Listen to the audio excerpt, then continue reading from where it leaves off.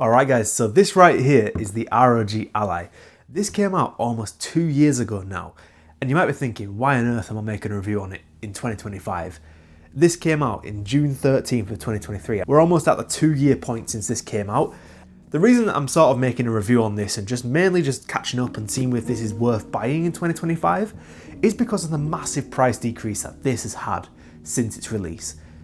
Now, when this came out, it was around £600. I think it even was £649. I could be wrong. I will find out and put on the screen directly what the original price was. Now, in 2025, you can pick this up, and it has been out on sale for around £400. If you're willing to get a second-hand one, you're looking towards more £300, which that price for this kind of product is unbelievable. And because of that, I think it does deserve a newer review, a more up-to-date one, and what the state of the ROG Ally is like in 2025. Now, I picked this up on Black Friday for $399. The price to performance for this is just not matched by anything else. Yeah, you can get a Steam Deck for that kind of price, thereabouts. If you want the OLED version, it's $479, and that, it's a very good competitor, but in terms of performance and compatibility that you get with the ROG Ally, it is just unmatched. Most of the other handheld gaming PCs at the moment, they're all around $600, $700. We are seeing some more as we get into 2025 pop up on the market, such as the Legion Go S, but even that's starting at £600 for the base model. And the Legion Go S is going to have AMD's Z2 chip, and we don't really know how well that's going to perform / stack up to the Z1 Extreme that's in this. And in my opinion, the ROG Ally is perfect for people who want to get a handheld gaming PC that they don't necessarily want to main as their main system because they've got a PC at home, or they might even have a PS5 or a Series X. But when they're out and about, they might want to play some games on the go. Like people who might be going on like a work trip or something like that, you might be at a hotel, you want to play some games. Obviously, you're not going to want to bring a PC with you, and gaming laptops are generally very heavy. Something like this, which you can just put in a really small form factor case, it's not taking up too much space compared to a lot of other handhelds as well on the market. It's perfect. Like, this thing is so good, and especially at the price point it's at the moment. Whether you want to buy one brand new, you can get them from various places at the moment for around $450. Black Friday 2024, this went down to $399 and it went out of stock everywhere, I mean everywhere. And rightly so, because this for £400 is such good value. And that's when I picked the ROG Ally up. However, it wasn't my first time having an ROG Ally. I did buy one back in September for a lot more money actually, £550. However, I returned it and thought I want to get the Legion Go. I want a bigger screen, and what a mistake that was. If you love the Legion Go and you get good use out of it, I'm so happy for you. Genuinely, if you enjoy the Legion Go, that's brilliant because it's got a nice screen, but it's just so big and so heavy compared to the ROG Ally for very similar performance. But the reason why I returned the ROG Ally, and I will come into more detail later on, was because of the screen size. The battery life that a lot of people complain about isn't a problem for me. I'd never really run into problems with this. The main problem for me was the screen size, and I'm someone with pretty terrible eyesight, so something like this with a 7-inch screen, I really struggle with. I also struggle with the Nintendo Switch as well. That's quite a small screen, so I'm really looking forward to the Switch 2 that's coming out later this year, and I will be picking up, because that's heavily leaked, and it's pretty much confirmed to have an 8-inch display, so that's going to be much better. Kind of like the PlayStation Portal screen. I really liked the screen size on that. It was kind of perfect for what I needed, really. But anyway, we're going off topic. The ROG Ally X definitely has a smaller screen, and that's why I refunded it, got the Legion Go, and yeah, it was just a mistake. I had it for about a week. The best experience I had with the Legion Go was actually just removing the controllers, using it as a tablet, connecting a Bluetooth Xbox controller, and just using it as a gaming tablet. That was probably my favourite experience in terms of way to use the Legion Go, but as a handheld, it's just ginormous and really heavy. I am excited to see how the Legion Go S fares up though, because that looks like a really nice, comfortable gaming handheld. But right now we've got the ROG Ally, we've got the Steam Deck, the MSI Claw, we've got a few others as well. But in terms of what's best value for money right now, the ROG Ally is pretty much unbeaten. So let's talk about the specs. The ROG Ally has the AMD Z1 Extreme, like pretty much all the other handhelds that are on the market at the moment. It's got 16 gigs of RAM, by the way, it has to be shared between the VRAM as well, so that's one of the benefits of the ROG Ally X compared to the normal one. You do only get 16 gigs of RAM, but that is shared between the graphics card as well. And as well as that, the ROG Ally has 512GB of storage just built in. One of my favourite things as well though is how easy and accessible ASUS have made it to upgrade the storage on this ROG Ally. If 512GB isn't enough for you, which probably will run out quite quickly of, especially if you use it a lot for different games, I mean, you'll struggle to put Black Ops 6 on this without running out of storage. So If you're wanting to upgrade the storage on this, you need a 2230 SSD, which I'll just put a picture on screen, and I will link a few good options down below as well. But if you are wanting that, it's really simple. You just unscrew the back off with a small Phillips screwdriver. Your typical M.2 SSD screwdriver, if you've seen one of those before, that works with this as well to unscrew the back off the ROG Ally. I've used that and it worked perfectly. Once you've taken all the screws off, you just use like a credit card or a guitar pick just to unclip the back from the body of the ROG Ally. Once you've taken that off, you'll be able to see in the top left corner that there is the SSD there. You can unscrew that, take it out, put your new SSD in, put the casing back together of the ROG Ally. Make sure to keep the original SSD though, don't sell it, don't get rid of it, because if you do need to make a warranty claim on this, you will most likely need to put the original SSD back into the console. And once it's plugged back in, you can use the built-in cloud recovery tool that ASUS implemented into the BIOS for this ROG Ally to just get it back to where it was before. Install Windows, install Armoury Crate, everything back to normal, and you can put up to a 4TB SSD, I believe, in this, but anything more than 1TB is going to be a bit overkill in my opinion. Now, the one thing with the ROG Ally that I have a very much love-hate relationship, I absolutely love it when it works well, absolutely despise it when it's just laggy and glitches out, and that is Armoury Crate and the built-in software for the ROG Ally.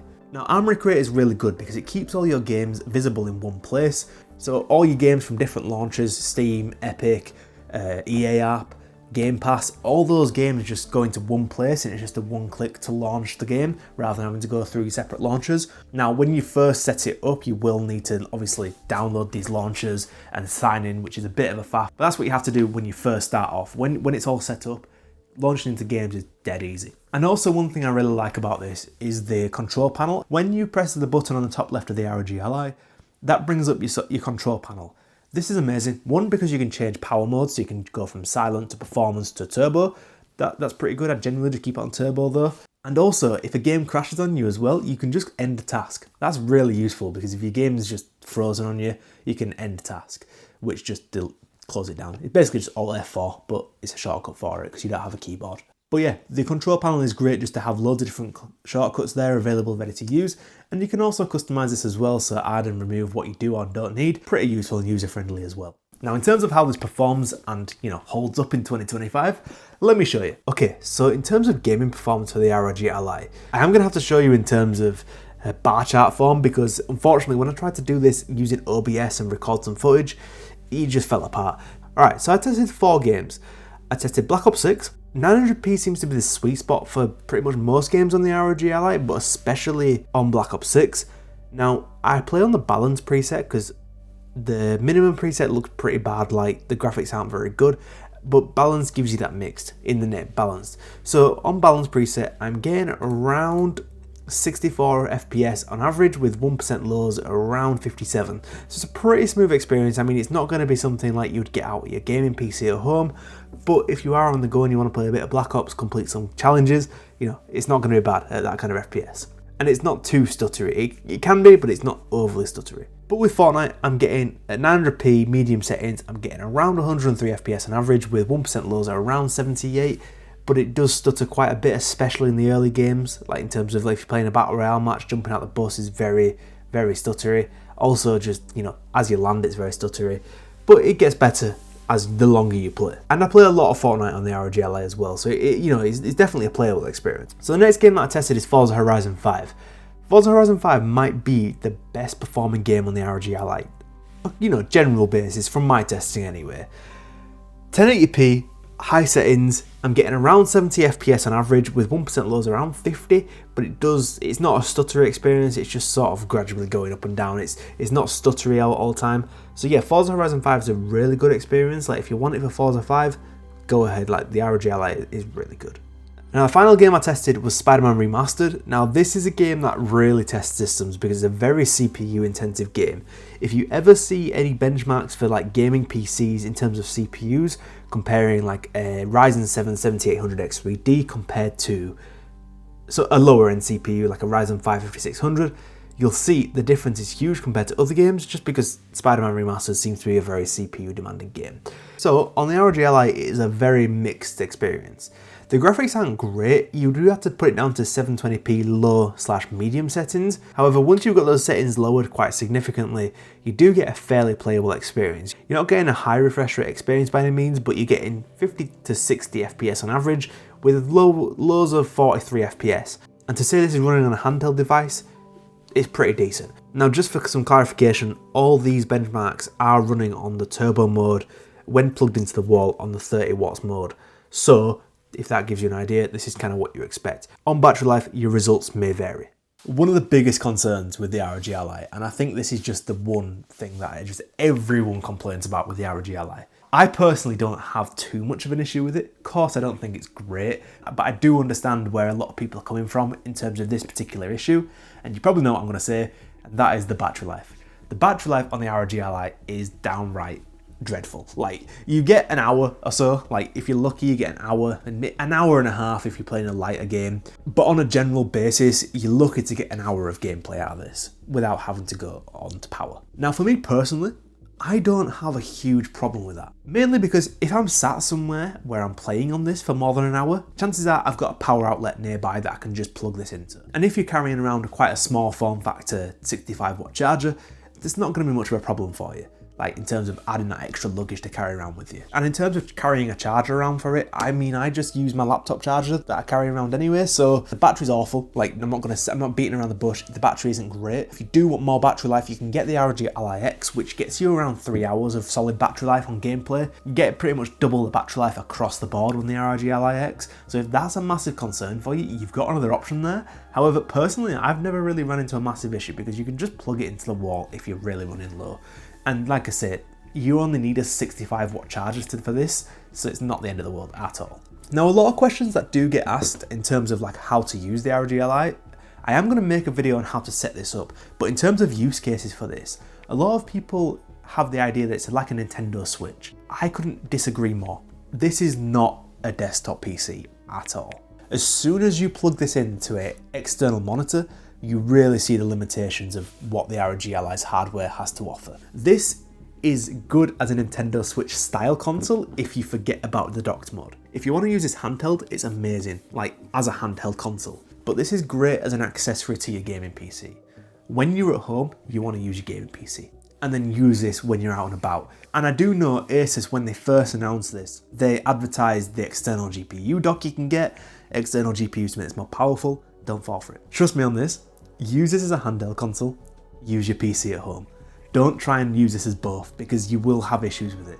Main issue as well is if you're using this on the go, your graphics settings will be, set to this handheld. And even if you got one of those external GPUs from ASUS, even though they didn't sell many of them, you'd have to change your graphics settings every single time you play a new game or you go from your PC to your handheld.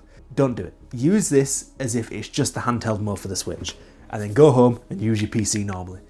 I can't recommend getting this if you don't have a gaming PC already. But I think this is absolutely amazing as a handheld if you want to use it as a handheld. Definitely see it as an accessory to your PC rather than to replace your PC, because that's definitely what this is. Now, don't get me wrong, if you want to have this on its own and just play games on this, that's not a problem. I just don't recommend trying to use this with a monitor or anything like that, because it's just going to not work very well at all, especially on more heavy titles anyway. It is one of those products that I don't use all the time, but when the occasion calls for it, I absolutely love it and I'm so grateful I've got it. But yeah, let me know what you think down below about the ROG Ally. If you haven't already, hit the subscribe button. And without further ado, I'll see you next time. Goodbye.